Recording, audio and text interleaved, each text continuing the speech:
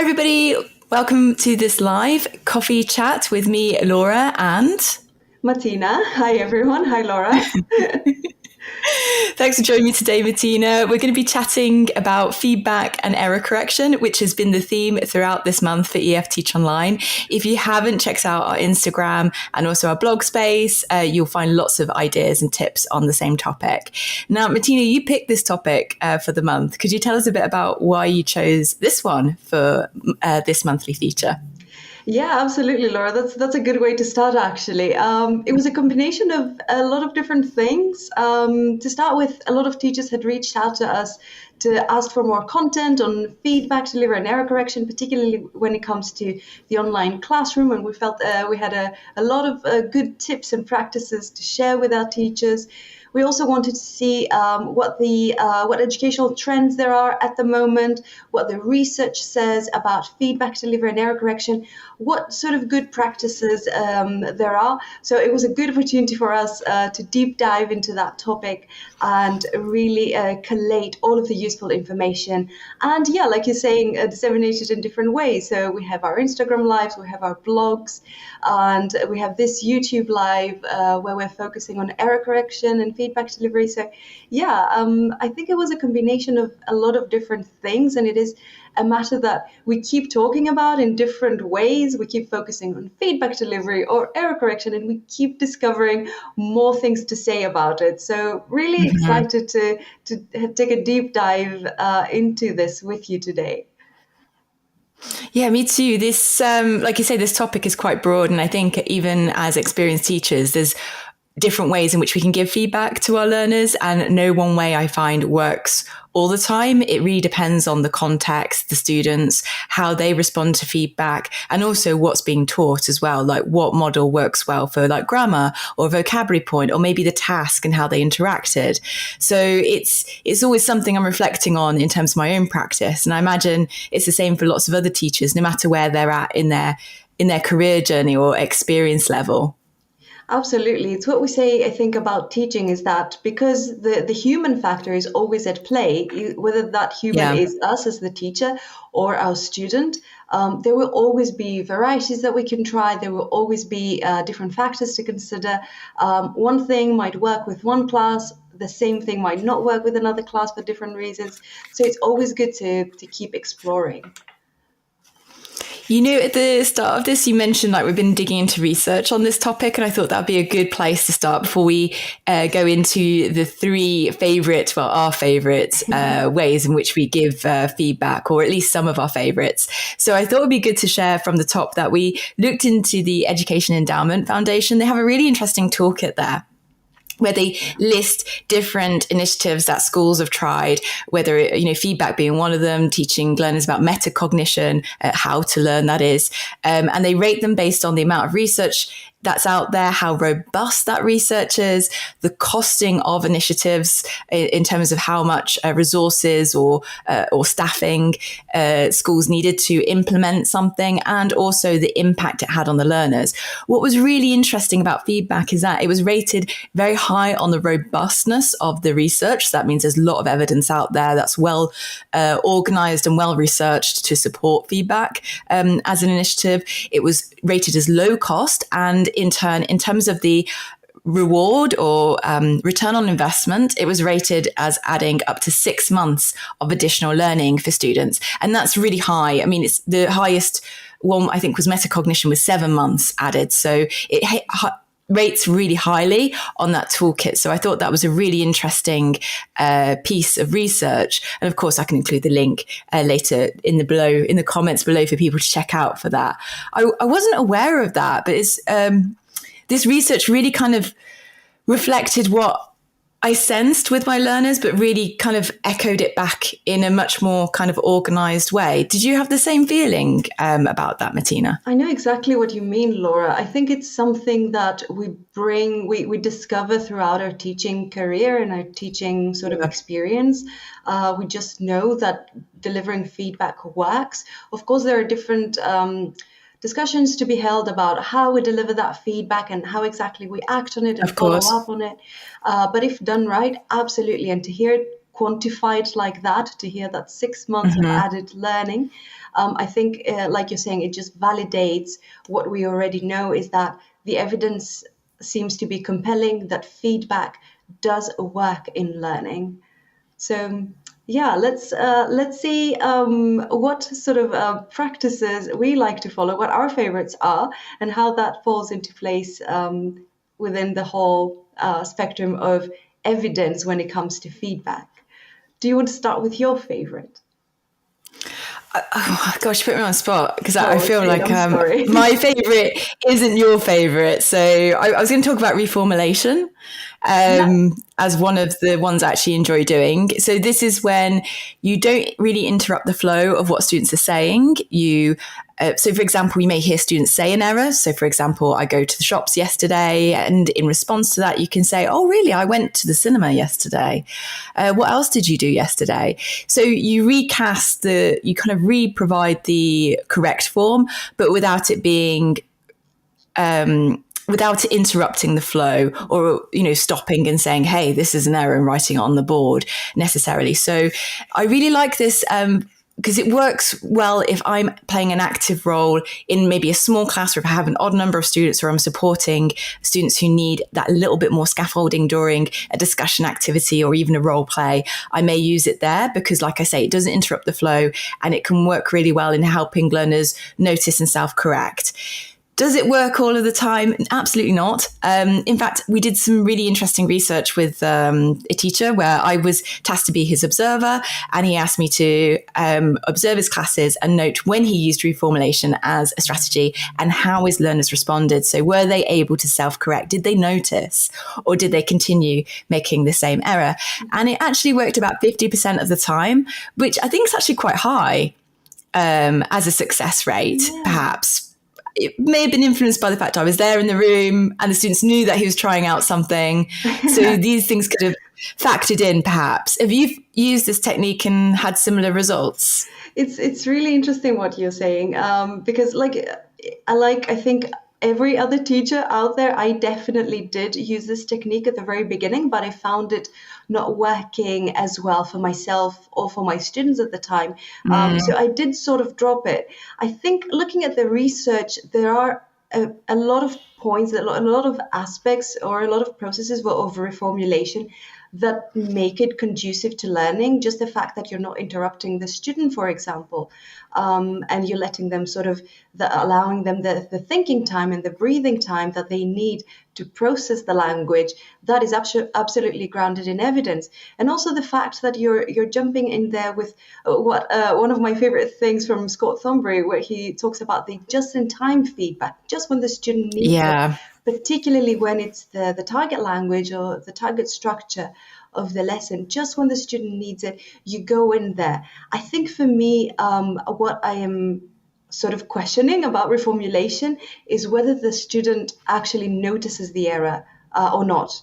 I suppose that leads to a wider conversation of, if it's a mistake, they might notice it because they might know the correct structure. If it's the language of the day, there's more chance of them noticing it. If it's related to something else, perhaps it will go unnoticed. And we know that noticing and sort of paying attention, again, with the research that is out there, is very important when it comes to learning. So I think I can see definitely pros and cons with reformulation. But like you're saying, it's definitely got aspects of it that I'm intrigued by, and I know that can work. I think it just needs to be done right. Certain conditions need to be met, I suppose. Does that sound? Yeah. No, I completely agree with you. I think with all these strategies that we're going to talk about today, it depends on your learners, what you're doing. And I find an eclectic combination of a few different strategies works really well. So is this a strategy that I use when we're doing very focused work, where I want them to notice something, where we're just beginning to get to grips with a particular language point? No, it's not. It's not clear enough. It's not a clear enough flag.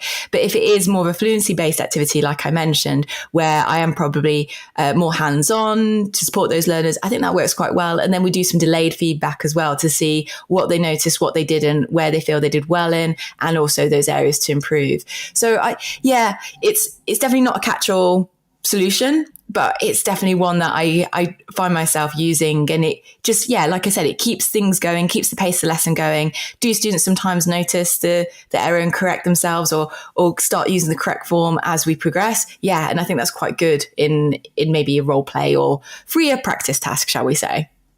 Absolutely, absolutely. I completely agree. I don't think there is a one size fits all No. solution for feedback anyway. So If I only think there was. exactly. I think the best we can do is take these good points from the different strategies and hope for the best. So we have a few others to talk about. So we started, thanks very much with one I really like to talk about. How about you? What's one of your favourite strategies for giving feedback to learners? I would say my favorite in terms of how much I use it in the classroom is using nonverbal cues to give feedback. Particularly in the online classroom where I know that the camera is pointing directly at me and I can use my facial expressions, my body language as much as possible. I can use, I can zoom in into my mouth, for example, if I'm giving feedback on pronunciation. Yeah. I can make use of annotation tools. So I think generally just not speaking to allow time to the student, first of all, to notice the error and then also to give them the opportunity to self-correct if they can. If it's a mistake, it's more likely that they will be able to do it. If it's an error, it's probably harder. But yeah, in general, I find that, and in looking at the research again, I can't say that I have found something that says, this is this is the preferred way of giving feedback. What it does, again, specific aspects of it that work, is that it can help me help my students, help lower my students' affective filter. So it can help to give that positivity and that sense of encouragement and belonging and the safe environment my students are in, and therefore create an environment that's more conducive to learning. Particularly important when it comes to giving feedback and as a student receiving feedback, because that can be an emotionally charged experience depending on the student's goals and Yeah. needs. I have taught students in the past that we're going to take important exams, the IELTS exam, for example, because they wanted to immigrate to a new country, or they wanted to really get that job that required a 7.5 at IELTS. So that is a difficult process to go through, and sort of hearing feedback, particularly when it comes to corrections, it's not always easy. I have been there myself. I have seen it in my students, and I think that is one of the ways that I can just keep that positivity in the classroom. And also it reduces my teacher talking time. Have you ever tried Yeah, absolutely. I think one of the things you just said as well when you were talking about this, like reducing teacher talking time and giving students thinking time, I think that's so important. One of the things I've looked at before is the amount of thinking time on average we need to give learners. And of course, it can be more or less depending on their level and the complexity of the language that they're processing in relation to their level or the languages they speak. Maybe that concept doesn't exist in their own language, so it needs a bit more processing time. And on average, they need between 7 to 12 seconds. I found in the research I've read, and apologies, I can't remember from the top of my head that research, I'll have to dig it out.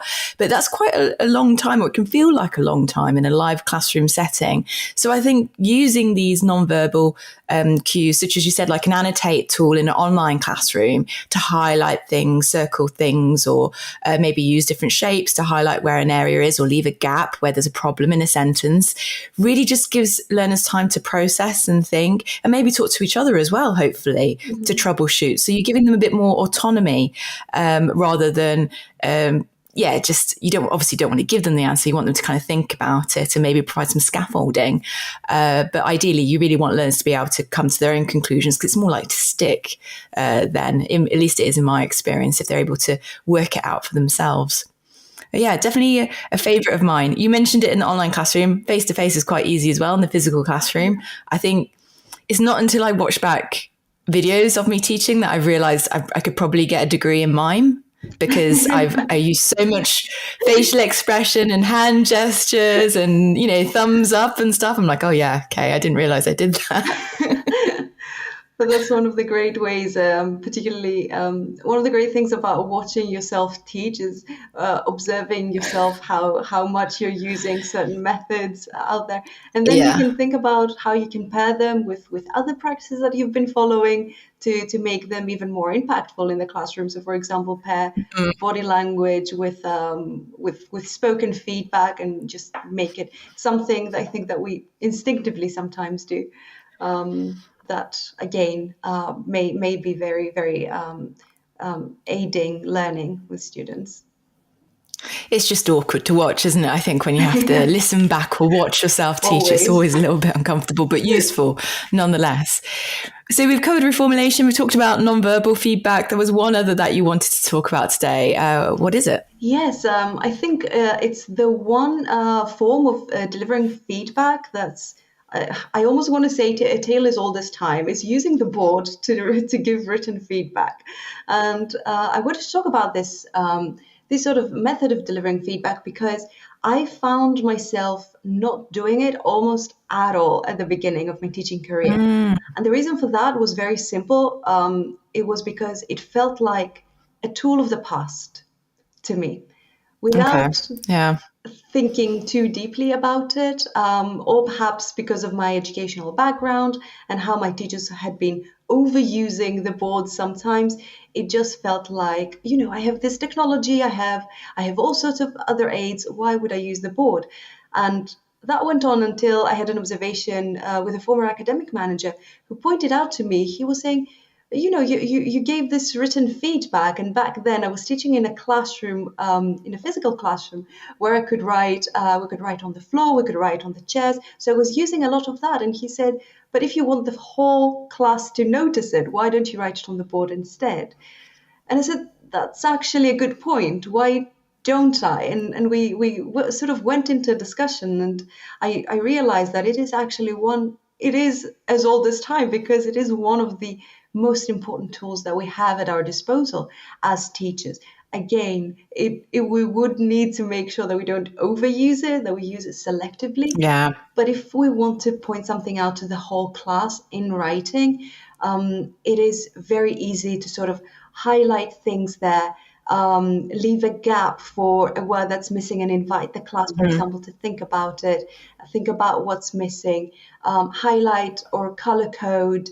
It's easy to play games using the board, running games, for instance. So I think it is definitely a tool that is sometimes underrated, and that's why I wanted to bring it up. How do you find yourself using the board? I think I've always used the board. It's interesting though that you mentioned like it seems to go into your teaching beliefs, and I think belief systems are quite important in shaping how we teach and how we perceive our roles as teachers and roles of our learners, and what we think our learners expect of us, and how our own experiences shape our identity and what we do as teachers. That's really fascinating that conversation kind of helped to unpack that, and then reevaluate how this resource can be used. I've definitely, I've had to use the board. I mean, when I first started teaching, I taught in a very limited space, so we didn't have all the technology that I've had the privilege of using in other spaces, but that wasn't a bad thing. But I did have a traditional chalk board to work with, and I had a very large class I was teaching, so I had to use that resource. It's one of my key resources because it also helped to save my voice, so I wasn't having to project my voice all the time, and also provide a really useful model of language for my students, and also sentence structures. In that case, because it was such a large class and I had varying levels, it was 70 students I had in that class. It was my first proper teaching job, and I got there in the deep end, but it was so wonderful. You definitely did. Yeah, I had to make sure that I actually didn't write errors on the board, so I only provided the correct form, or I provide a sentence example with a gap.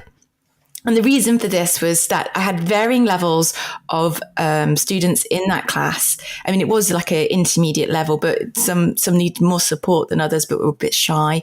So I was conscious not to put an error on the board just in case there was any confusion that it was in fact the correct form, and they noted it down because they were quite eager to take notes in that lesson. So I used it in that way, and it was a very good tool for that reason to, help propel them to then work with their partners or group huddles, in talking about what the correct form is and thinking of further examples. That worked really well. That's a very good point, and I'm glad that you brought this up actually, because, like you're saying, you do need to make sure that what you're putting on the board, because everybody's attention will be there sort of instinctively. It needs to be very clear what it is. So even standardizing how you present the information that goes in the board is really important. One of the things that I really got to hone during my Delta Module 2, during the teaching practice module, was using the board to the optimal level, really. So sort of organizing the information, if there's new words of the day, the new lexical items of the day, we put them on the right. If there are corrections, we put them on the left. So just sort of organizing them,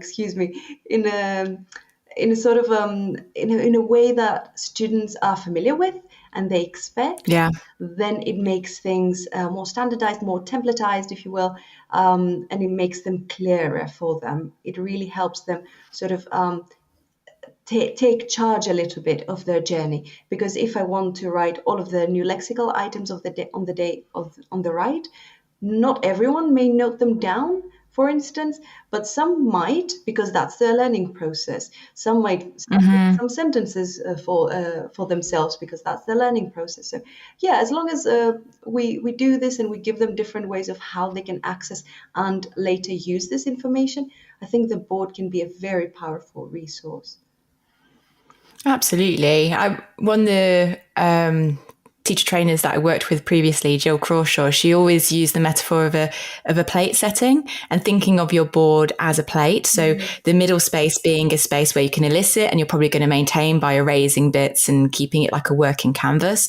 And then thinking what you put to the side, like the fork or whatever cutlery you're using, what goes there, and then what goes in the top where your cup would be, and what would go where your knife is, and using that analogy to kind of help to organize the space.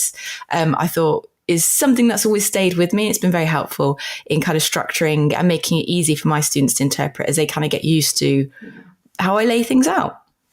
And I really like how we're putting the student at the forefront of our conversation, but also I think all of these processes are very important from the teacher's point of view as well.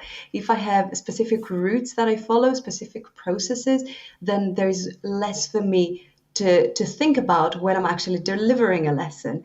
There's more headspace, there's less cognitive load when I'm actually teaching. And if it happens in an online setting where there does tend to be some more multitasking, again, depending on the activity, that can really help us as teachers go through our feedback, because we know exactly what we're going to do, when and how we're going to do it throughout the lesson. It's almost like we rehearse it from one lesson to the other and perfect it along the way. I think that's a lovely sentiment to kind of close this live chat on. And I encourage people who've been watching this live to comment along your ideas or in the descriptions below in this recording, if indeed you're watching the recording. Matina, this has been lovely having this live chat. I feel really inspired to kind of revisit and think about what I'm doing in terms of feedback and do a bit of action research. Same here, Laura. Yes, you gave me a lot of food for thought today, and I hope we gave some food for thought to and inspiration to our listeners as well. Here's hoping. Let us know what you think. I'm looking forward to chatting to you again in our next live. So follow us on socials to stay up to date for when our next events are. Thanks everybody for joining us. Thanks, Matina. Bye. Bye.